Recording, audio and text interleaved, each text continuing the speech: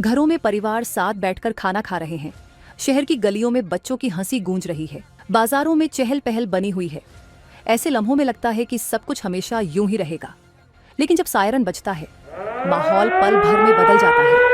भारत की सुरक्षा सिर्फ सीमाओं पर नहीं, हमारे घरों से शुरू होती है, हम सबके साथ। जैसे ही सायरन बजता है, माहौल पल भर में बदल जाता है। सुनाई दे, बिना देर किए कदम उठाए, सभी लाइट्स, पंखे और इलेक्ट्रॉनिक्स बंद कर दें, पर्दे गिराए, खिड़कियां बंद करें।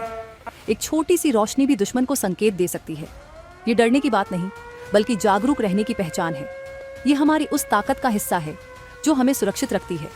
अपने बच्चों को भी इस प्रक्रिया से परिचित कराएं। इसे उनके लिए एक खेल बना दें, लेकिन ऐसा खेल जो जिंदगी बचा सकता है।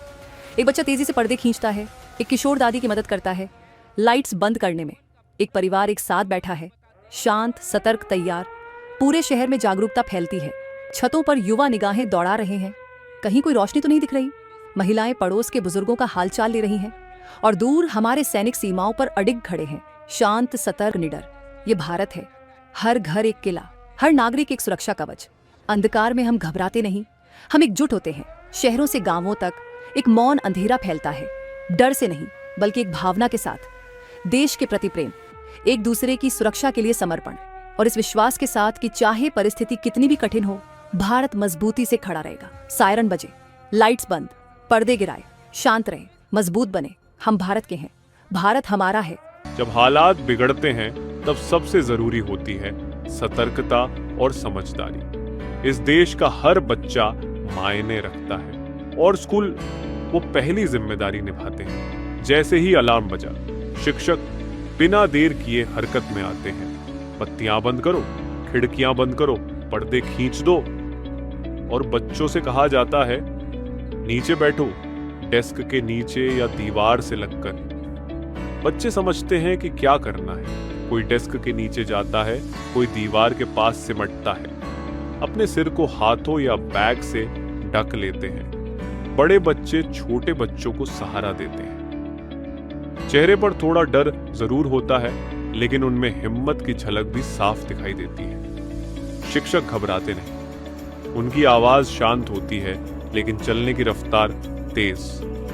वे दरवाजे बंद करते हैं, इमरजेंसी किट पास में रखकर प्रत्येक कक्षा की तरफ बढ़ते हैं। रात को मोटे पर्दे लगाना, मोबाइल या टॉर्च की रोशनी ढक देना, ये छोटी बातें बड़ा फर्क डालती हैं। घर में एक छोटा सा इमरजेंसी किट होना चाहिए, दवाइयाँ, टॉर्च, पानी और कुछ जरूरी सामान। ऐसे पलों में एक तस्वीर बनती है, पूरा स्कूल एकजुट, शांत और पूरी तरह तैयार। ये डर नहीं होता, बल्कि भरोसा होता है कि सबको पता है क्या करना है। जब सब साथ मिलकर तैयारी करते हैं, तब मुश्किलें बड़ी नहीं लगती। तो याद रखिए, बत्तियां बंद, नीचे झुको, सिर ढंको, खिड़कियों से दूर रहो, शिक्षकों की सुनो, परिवार से बात करो, और अपनी किट तैयार रखो। हर बच्चे की सुरक्षा से ही भारत का भविष्य महफूज रहेगा। वंदे मातरम।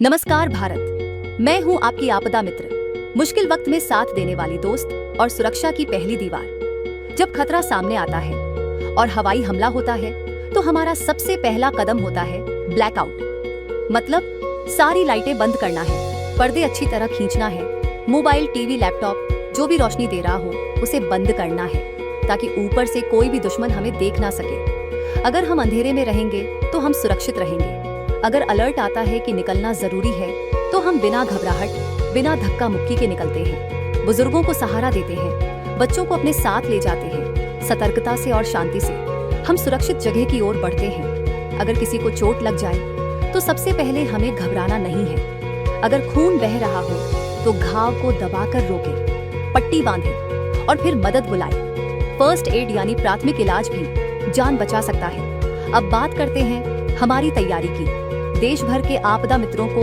कभी भी हेल्पलाइन 112 से कॉल आ सकता है। कोई समय तय नहीं होगा, बस ये परखने के लिए कि हम तैयार हैं या नहीं। जब हम सब मिलकर सतर्क होते हैं, तभी देश मजबूत बनता है। ब्लैकआउट करो, जरूरत हो तो बाहर निकलो, घायलों की मदद करो, और अंत में देश की जीत में भरोसा रखो। वंदे मातरम।